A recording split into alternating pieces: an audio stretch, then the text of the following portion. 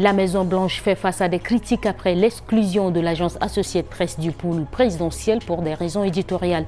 Une décision controversée que la justice juge contraire au premier amendement. L'ancien président Nicolas Sarkozy, accompagné de ses ex-ministres, achève son procès sous haute tension, accusé de financement libyen de sa campagne de.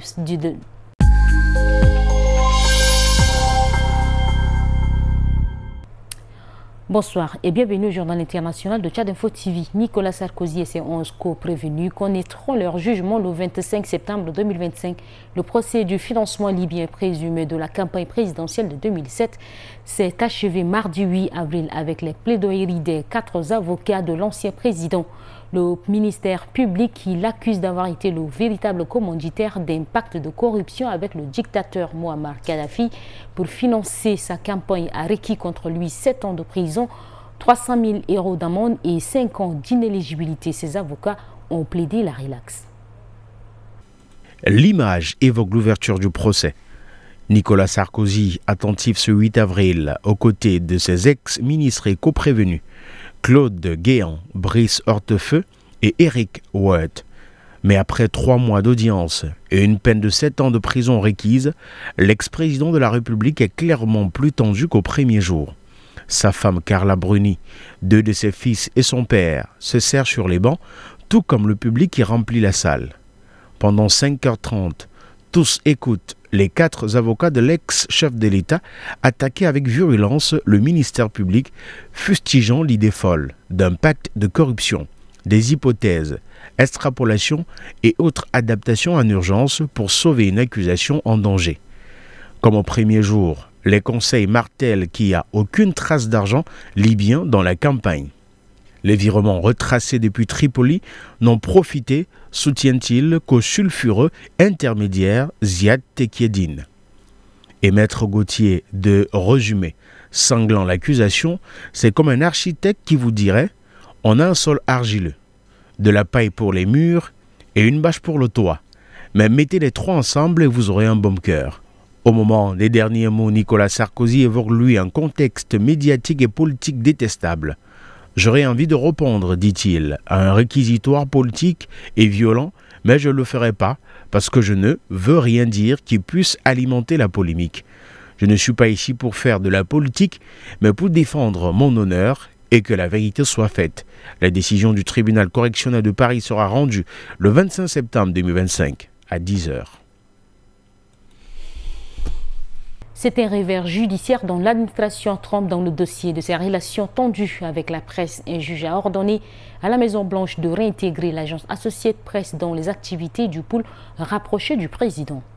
Cela fait presque 2 mois que l'agence Associated Press, la plus grande agence de presse américaine, celle qui fait notamment autorité pour les résultats électoraux, est interdite de pôle. Le pôle, c'est le groupe restreint des journalistes qui ont accès au président quand l'espace est réduit, comme dans le bureau ovale ou à bord d'Air Force One. Si Associated Press est exclue du pôle depuis février, c'est parce que sa politique électorale est de ne pas se plier à la décision de l'administration de rebaptiser Golfe d'Amérique, l'étendue d'eau au sud du pays, qui s'appelle Golfe du Mexique, pour le juge fédéral de district Trevor M.C. Faden, nommé par Donald Trump lors de son premier mandat. Ce n'est pas normal. Il reconnaît que la présence dans le pôle n'est pas un droit, mais il affirme que l'interdiction d'accès à des journalistes pour des choix électoraux est aussi illégale. Pour lui, cette décision viole tout simplement le premier amendement de la Constitution, celui qui garantit la liberté d'opinion et d'expression. Le juge donne néanmoins jusqu'à dimanche à l'administration, soit pour appliquer sa décision, soit pour faire appel. Officiellement installé depuis l'an dernier en Afrique du Sud, l'ancien président congolais est sorti mardi 8 avril de son long silence. Dans une déclaration écrite, il annonce son prochain retour en RDC, justifiant sa décision par la gravité de la situation sécuritaire et institutionnelle et sa volonté de contribuer à la recherche d'une issue à la crise que traverse actuellement le pays. Mardi 8 avril, Joseph Kabila est une nouvelle fois sorti du long silence qu'il respecte depuis plusieurs années. Cette fois, par une déclaration écrite consultée par RFI. Dans ce document, l'ancien président annonce son prochain retour en République démocratique du Congo et justifie sa décision par la situation dans laquelle se trouve le pays actuellement. La qualifiant d'hors de contrôle, il juge qu'après 6 années d'absence et 1 année d'exil, l'heure est venue pour lui de rentrer sans délai, compte tenu de la dégradation de la situation sécuritaire à travers toute la RDC, ainsi que de la déliquescence qui gangrène tous les secteurs de la vie nationale. Si ce dernier ne donne aucune date précise pour son retour, l'un de ses proches croit savoir qu'il pourrait intervenir dans les prochains jours par l'est du pays, sans que l'on sache dans quelle province exactement. J'ai décidé de commencer par la partie orientale de la RDC parce que c'est là qu'il y a péril en la demeure, poursuit Joseph Kabila dans sa déclaration, affirmant en outre avoir consulté plusieurs dirigeants ou ex-dirigeants de la région, ainsi que des acteurs politiques et sociaux congolais ou étrangers, avant de prendre sa décision. Officiellement installé depuis 1 an en Afrique du Sud pour travailler sur une thèse consacrée aux relations entre la Chine et la RDC, Joseph Kabila semble donc avoir mis l'exécution de ce projet entre parenthèses. Reste que son retour annoncé en RDC à un moment où le climat politique est particulièrement tendu à Kinshasa soulève plusieurs questions, notamment celle de ses intentions. Joseph Kabila pourrait-il, par exemple, faire éventuellement cause commune avec l'AFC Barham 23 de Corneille Nangaa, qui tente de consolider ses positions dans le conflit qui l'oppose à l'armée congolaise dans l'est du pays? Interrogé sur ce point, l'entourage de l'ancien chef de l'État n'exclut pas cette hypothèse, mais se contente d'une réponse laconique. Participer à l'action de l'AFC, c'est possible. L'initiative intervient en tout cas alors que son parti, le PPRD, a fait sa rentrée politique la veille, lundi 7 avril, et qu'il avait un peu plus tôt rejeté l'appel du président Félix Tshisekedi à rejoindre les consultations pour la composition du gouvernement d'union nationale. Kim Yo-jong, la puissante sœur du dirigeant nord-coréen Kim Jong-un, a dénoncé les efforts des États-Unis pour dénucléariser le pays, qualifiant cette ambition de rêve éveillé. Dans un communiqué publié mercredi 9 avril par l'agence officielle nord-coréenne, Kim Yo-jong a déclaré que n'importe quelle discussion tentant de convaincre la Corée du Nord d'abandonner son arsenal nucléaire n'est rien d'autre qu'un rêve éveillé qui ne se réalisera jamais. Si quelqu'un parle ouvertement du démantèlement des armes nucléaires, cela constitue l'acte le plus hostile de négation de la souveraineté de la République démocratique de Corée, a encore affirmé la puissante sœur du dirigeant nord-coréen Kim Jong-un. Cela n'a fait qu'exposer le malaise des États-Unis, du Japon et de la République de Corée qui se trouvent dans une situation désespérée où ils doivent parler de dénucléarisation en cœur, a-t-elle ajouté en se référant au Sud par son nom officiel.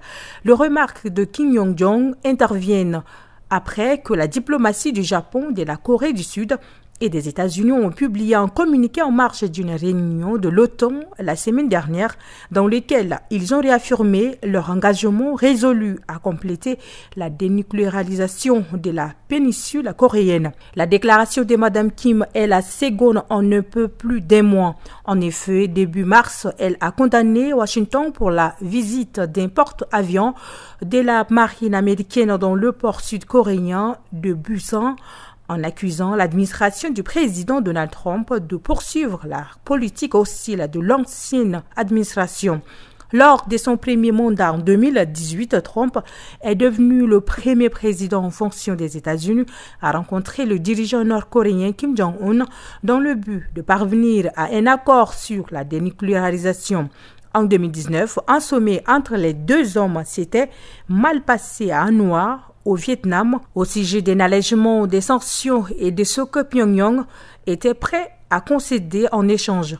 En février 2025, en dépit des appels du pied de Trump, la Corée du Nord a promis que son programme nucléaire se poursuivra indéfiniment.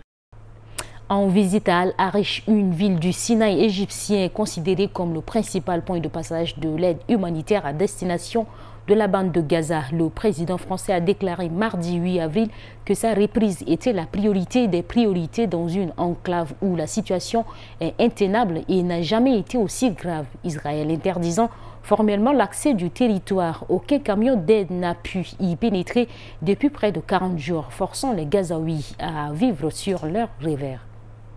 Alors que plus aucun camion d'aide humanitaire n'est entré depuis près de 40 jours dans la bande de Gaza, il faut désormais y faire la queue pour manger. Attendre son tour pour bénéficier d'un colis alimentaire, comme vient de le faire Mahamoud, un père de famille qui répare avec un petit carton dans les bras.